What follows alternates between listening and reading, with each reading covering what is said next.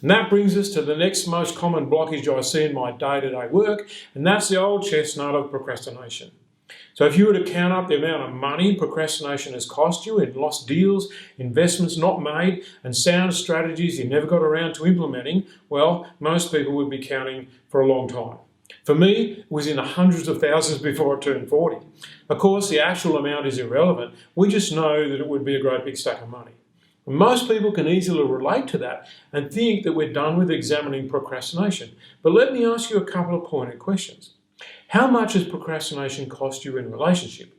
How many people don't you see anymore simply because you didn't ring or call in? How many relatives are a little more distant than they could be because you failed to go to a family gathering or show up at a barbecue? What have you lost in personal confidence because you didn't take up the opportunity to give that speech or take that extra project at work or skip the promotion that would have asked a bit more of you? How much has hesitation cost you in terms of lost opportunities that would have broadened your horizons, stretched your mind and enhanced your self-belief? What has been the cost of the self-doubt that fueled procrastination because you were looking for assurances of success rather than diving in and figuring out how to make it work? How much time have you blown book facing, news reading and TV watching? When you look at the impact of procrastination, it'll be hard to find anything that has cost you more and delivered less. Obviously, we have to do something, and we better do something serious. If our lives are permeated with a concept that costs more time and energy than any other single phenomenon, and then, after extracting so much of what we value from us, delivers grief and drama and regret, well, understanding why we procrastinate is important, but it isn't hard. It's simply a fear-based mechanism designed to protect us from failure, embarrassment, shame or guilt, or all of the above. After all, if you don't start the assignment until the night before it's due, you know that you didn't fail due to being a dumbass, you failed because you didn't try, which means in our warped and distorted minds we somehow didn't fail. Not giving the speech is a brilliant way of not getting embarrassed or making a fool of ourselves. We just ignore the cost to our self-esteem that takes place when we know that actually we chickened out. So think about it this way. Not going somewhere guarantees you don't get lost. And that concept, when applied to a map of how to get through life, means not going anywhere certainly prevents getting lost along the way. Procrastination, or what is more correctly called inertia, looks like a foolproof mechanism for staying safe. The problem is that safe turns into stale. A safe neighbourhood loses its appeal. After a while anyway, especially when the neighbourhood turns out to be boring as batshit because the risk-averse approach to life means nothing new ever happens in your street. And some people like that kind of vanilla existence, but you wouldn't be on this program if you were one of them. You'd have panicked and run when I suggested big, hairy, audacious goals, and then in the same sentence suggested turning towards your emotions. So one last thing about procrastination before we start working to eliminate it permanently. On some occasions, procrastination is actually me time. It serves that purpose well when we've been absolutely smashing it. When we've been redlining it for too long and a break is actually necessary for us to keep functioning. So let's not say every bit of procrastination is evil, but the vast majority of it is when we've been redlining. Well, therefore, it makes sense for us to say that ending procrastination is one of the great secrets of success and a vital part of the 5 keys of becoming unstoppable. So what are the strategies that work?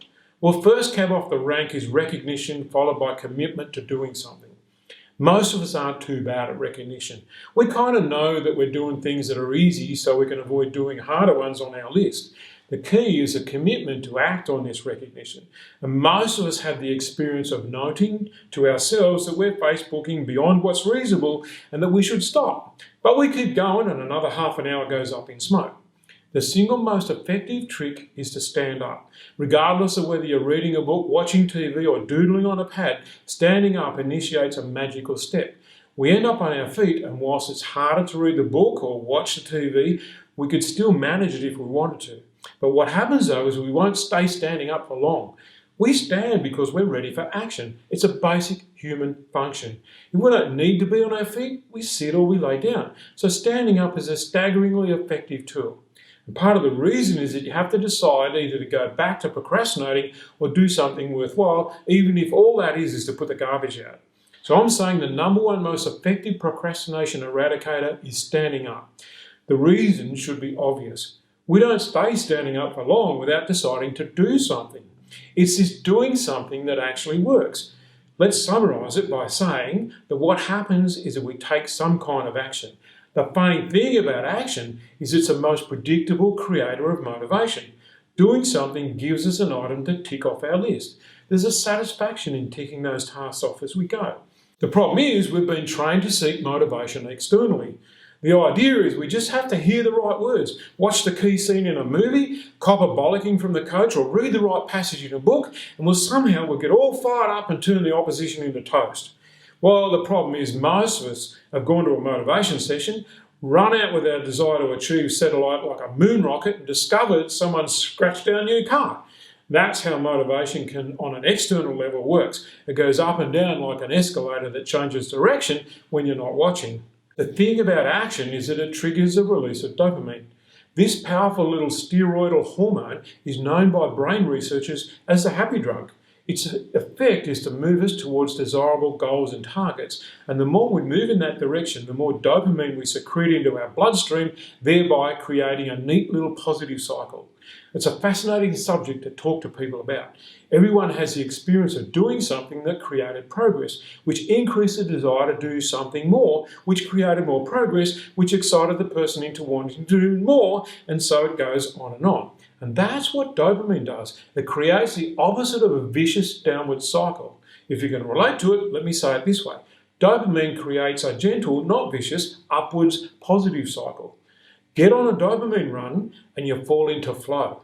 Everything works and you feel like you're walking a golden pathway that someone's clearing before you as you travel. Things fall into place and motivation just isn't a relevant question. The presence of dopamine is dramatically reduced by inactivity. Laying about and resting after a big effort can be very satisfying and relieving, but it rarely, if ever, causes people to jump up and get a bit more done. That's because the dopamine's been triggered by action, and the lack of action means it isn't about to start showing up in the bloodstream anytime soon. So there you have it in its simplest form. Waiting until you feel motivated, waiting until you get the urge, waiting for the desire to have a crack at something to turn up and tap you on the shoulder is time wasted. It's never going to happen. The truth is that the sooner you force yourself to get up and take some action, the sooner you just push the go button, the sooner you do something because you made a promise, then the sooner you'll start triggering the dopamine, and not too long after that, the drug will take over and you're underway. As I said, we often become unstoppable and smash out a heap of what we previously couldn't be bothered about. So let me summarise it. Action creates motivation. Motivation creates more action. More action creates more motivation, and you get the whole cycle. There's a million ways that you can force action, but here's a couple to try between now and the next lesson. Number one, get a training buddy. The evidence is that people who have a training partner turn up at the gym a lot more often than those who go on their own. So simply because we won't let others down as easily as we let ourselves down, there's the kicker. A training partner will push you to go harder, to lift bigger weights, or to do more reps. You can't lose. But you don't have to go to the gym. The training buddy system works equally as well for people who meet at the public library to write their books, or others learning Spanish by practicing conversation with each other at a set date. Number two, put some rewards in place. Maybe you're the kind of person who responds to treats or rewards for progress. These things can be placed at milestones on your journey so that you can take pleasure in the progress you've made so far.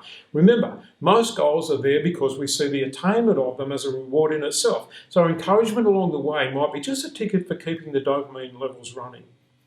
Number three, minimise distractions. There's no doubt that we live in a distractive world. The competition for our attention is enough to keep the advertisers pulling their hair out. So it's little wonder that we could benefit from making the places where we need to be productive almost Spartan in their appeal. In fact, in Silicon Valley, they're awash now with a new diet known as a dopamine starvation plan. The idea is that you eliminate all pleasurable activities for a while so your brain settles down and stops seeking that constant stimulation that keeps you wired and unable to sleep properly. In other words, people are recognising that we're like a rampant 2-year-old refusing to go to bed, overtired, overstimulated and overwhelmed. And number four, eat the frog. If you haven't seen the various YouTube videos, the idea is that you tackle your most difficult task first each day. For most people, the most difficult has nothing to do with skill and everything to do with possible emotional upheaval. If there's an ugly conversation on the horizon, most people will put it off as long as possible, all the while quietly stewing over it and experiencing 3 out of 10 levels of uncomfortableness because they know it isn't going away. The problem is that quiet uncomfortableness permeates the entire day, just tinging it with poor performance to match the uneasiness. Smart cookies get that ugly thing dealt with first, so the result is that they can devote a lot of energy to what they're doing. So the analogy of the frog simply states that if you know you've got to eat a frog today, get on with it, throw up, and then the rest of the day is yours. The other way is just simply ugly. So eat the frog concept boils down to this. On many occasions we don't have a frog to eat, we just have a list of things to accomplish that would have taken your mum a week. And I see too many people of the day by starting with the things they either like to do or the ones that are easy. Whilst there's some value in ticking off a bunch of achievements early each day, most of us know that we're just warming up. So here's what I recommend. Ask yourself what single task will move you furthest towards your goal for the effort involved. Not what is the easiest or the most enjoyable, but what is most important. What will pay me back the most for the energy that I put into it? Do whatever that is first, because on some days, that will be all you manage from your own list. You know how it is. You can get to 2 o'clock in the afternoon and have been distracted by other events so deeply that your own list remains untouched. You could even go as far as seeing if you can get that particular thing done before everyone else shows up to ruin your day. Personally, I work on that kind of thing after the gym, but before breakfast and all that other stuff. Generally, that means I've got between 7 a.m. and 8:30 or so to smash out whatever it is that really matters. It's surprisingly effective. Yeah, I know it means getting up at 5 or 5:30, but that's not too hard really if you're prepared to go to bed at 9 or 9:30. So try it before you say it can't be done. If you're reading between the lines, you'll be right on top of the fact that an old chestnut is lurking below the surface here. Anyone can get up at 5 a.m. for a few days in a row, but we've all got a training buddy we don't use anymore. Rewards are often great motivators, but we get used to them and they lose their appeal.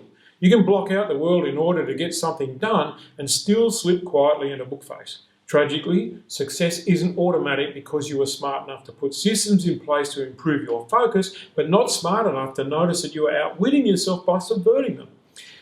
We're going to have to address consistency as one of the essential ingredients of success. So keep that in mind. We're dealing with huge, profound concepts here on the 5 keys to becoming unstoppable, but implementing that learning will turn out to be more important than the learning itself. Remember, this concept of creating massive action, triggering dopamine and staying in front of the game is one of the most essential components in becoming unstoppable because it creates internal motivation, a remarkably rare commodity.